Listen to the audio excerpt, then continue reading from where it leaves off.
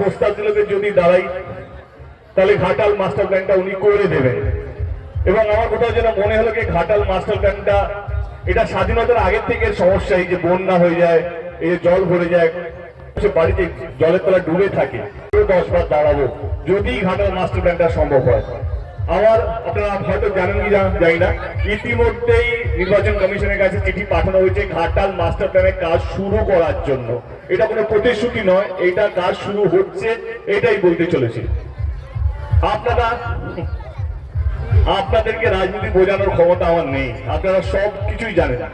25শে মে যদি মনে হয় আপনার এই ভাইটা, আপনার এই ছেলেটা, আপনার এই ভূমিপুত্র প্রার্থীটা যদি ঠিকঠাক কাজ করে থাকে, তাহলে আপনারা জানেন কাকে ভোটটা দিতে হবে। এই গরম আমি কোথায়, ও তো বলছে, আমি দাবি করছি, আমার টাইম নেই হতো। এক সময় দুজনই অভিনেতা, আজকে আপনারা দুজন বিপক্ষ, সেক্ষেত্রে ও আপনাকে একটা কটাক্ষ করছে, সেক্ষেত্রে আপনার থেকেও পাল্টা ও পাওয়ার চেষ্টা করছে, এক্ষেত্রে কি একটা বন্ধুত্ব কি নষ্ট হচ্ছে না? আমি একটা জবাব দিতে পারি এইটা, সেটা শোনো। ও সংস্কৃতি জগতের লোক, দেব হিরণও বলছে যে সংস্কৃতির জগৎ থেকে এসছে। বাংলার সাংস্কৃতিক জগৎটা এতটা দুর্বল নয় যে সাংস্কৃতিক জগৎ কলকাতার স্টুডিও পাড়া খিস্তি খেউট করতে শেখায়, এটা আমরা কোনোদিন শুনিনি। আজকে যারা এইটা করছে আমার মনে হয় তারা সত্যিকারের সাংস্কৃতিক জগৎ থেকে উঠে এসে এখানে আসেন না, অন্য কোথাও। একটু জিনিস, এটা একটু পড়াশোনা তো আমরা একটু অবজারভেশন থাকি, আমার মনে হয় হিরণের কোথাও একটা সমস্যা হয়েছে হয়তো আমাকে নিয়ে। আমরা দুজন একসাথে শুরু করছি, আমাদেরকে বলা যেতে পারে, বা ও হয়তো আমার চেয়ে একটু সিনিয়র হতে পারে, হয়তো আমি একটা জায়গা পৌঁছে গিয়ে সেই ও একটা জায়গা পৌঁছাতে পারেনি। তো সেই আক্ষেপটা এখন মনে হচ্ছে এখানে মেটাচ্ছে আর।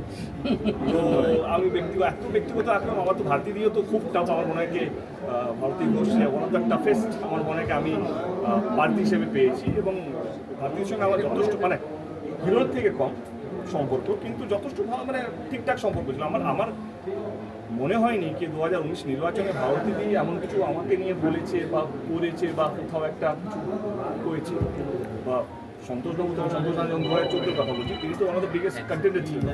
মানে আজ অব্দি আমাকে নিয়ে কেউ এত পার্সোনালি নামেনি। ইনফ্যাক্ট আমি শুভেন্দুদার কথা বলছি বা সুকান্তবাবুর কথা বলছি, মানে তারাও যখন কথা বলে, বা মিঠুনদাও যদি বলি, একটা বিশাল বড় রুদ্রনীল ঘোষ, তারা যারা নিজেরা টিভিতে এসে বলেছে, প্রত্যেকে কিন্তু সম্মান দিয়েছে। আর যেটুকু সম্মান দেয়নি সেটা পলিটিক্যাল আইডিওলজির জন্য, কিন্তু ব্যক্তিগত দেবকে কেউ কোনোদিন পার্সোনালি কোনোদিন আক্রমণ করে।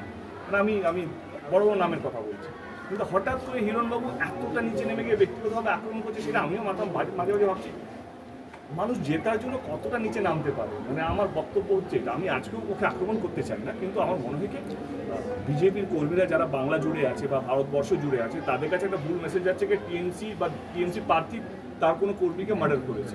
একদমই না, কিন্তু সত্যি কথা আপনারা এখন সবাই জানেন, একটা অ্যাক্সিডেন্টাল ডেথ, সেটাকে রাজনীতি একটা রং মাখানো হয়েছে।